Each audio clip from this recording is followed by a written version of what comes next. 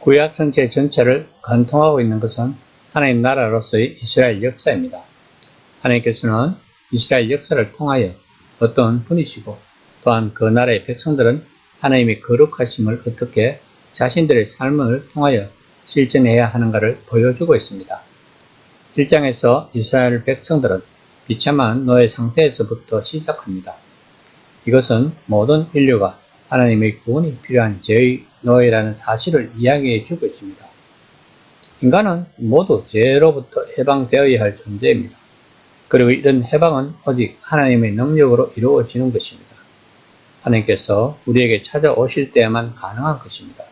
그래야만 우리는 항상 하나님과 동행하는 삶을 살아갈 수 있는 것입니다. 오늘 본문은 한 아기의 탄생에 대하여 이야기하고 있습니다. 2장 1절에서 2절까지 말씀입니다. 레위 족속 중 한 사람이 가서 레위 여자에게 장가 들었더니 그 여자가 잉태하여 아들을 낳아 그 준수함을 보고 그를 석 달을 숨겼더니 이 부부는 여자아이를 원했을 것입니다. 왜냐하면 바로가 남자아이는 죽이라고 명령을 했으니까요. 그러나 아이의 준수함을 보고 마음이 달라진 것입니다. 이 부부는 이렇게 건강하고 생기가 넘치는 아이를 죽이는 것은 하나님의 뜻이 아니라고 생각을 했을 것입니다. 이것이 이들 부부의 믿음이었습니다.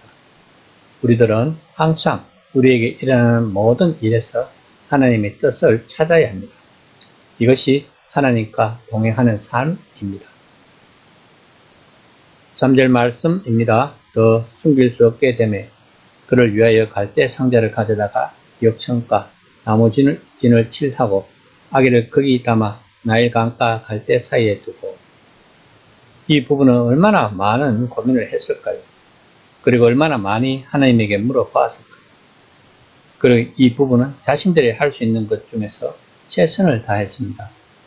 이것이 우리 기독교인들이 고난 중에 할 수 있는 일입니다. 우리는 하나님에게 모든 것을 맡기고 의지하지만 우리가 할 수 있는 일은 최선을 다해야 한다는 것입니다. 그 뒤에 일어나는 일은 하나님에게 맡기고 우리는 그냥 묵묵히 그 길을 따라가면 되는 것입니다. 이것이 하나님과의 동행하는 삶입니다. 2장 6절 말씀입니다.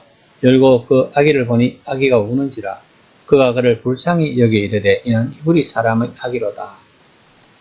이것이 하나님의 역사하시는 일입니다. 공주는 아마도 아들이 없었을 것입니다. 그러니까 히브리 사람의 남자 아이인 줄 알면서도 구해 주었습니다. 하나님은 우리의 모든 일에서 최선으로 우리를 인도하신다는 사실을 우리는 항상 믿어야 합니다. 우리들의 삶에서 고난이 오면 이 고난 또한 우리에게 필요한 것이라고 생각하면서 하나님의 뜻을 찾아야 합니다.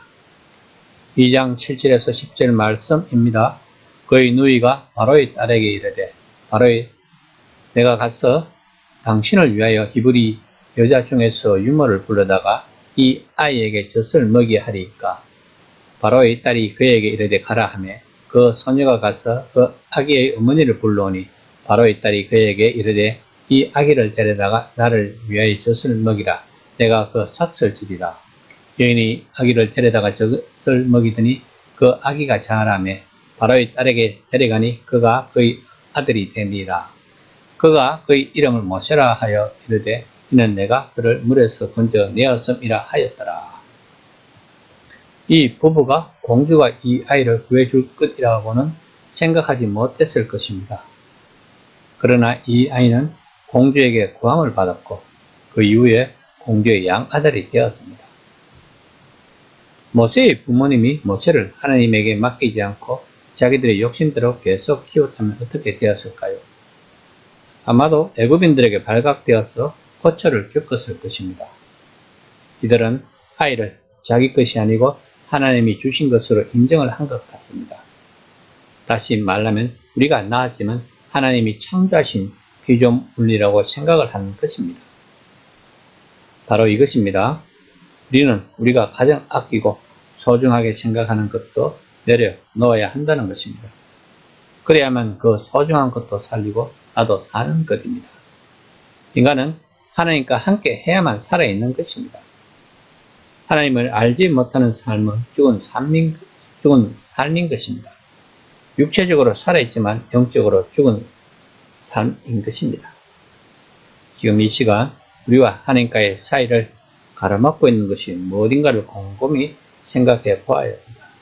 자식, 야망, 돈, 권력, 명예, 열등감, 우월감, 이 모든 것을 내려놓는 것이 신앙생활의 긴 여정인 것 같습니다.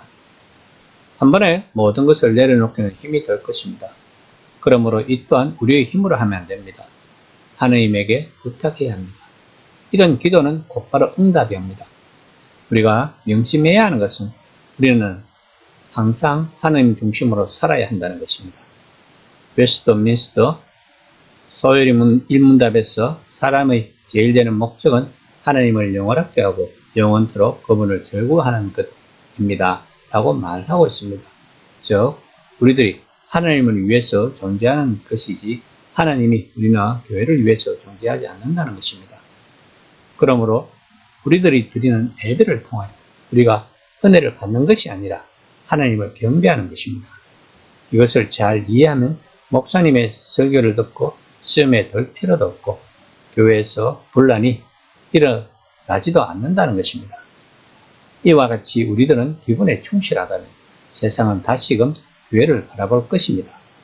그러면 우리들이 하나님의 중심으로 살고 있는지를 어떻게 알 수 있을까요? 간단합니다. 우리가 드리는 기도의 내용을 보면 알 수 있습니다. 기도의 내용이 하나님 중심으로 하고 있는지 아니면 우리 중심으로 기도를 하고 있는지 이 시간에 묵상해 봅시다. 나는 과연 어떤 기도를 하고 있는지를.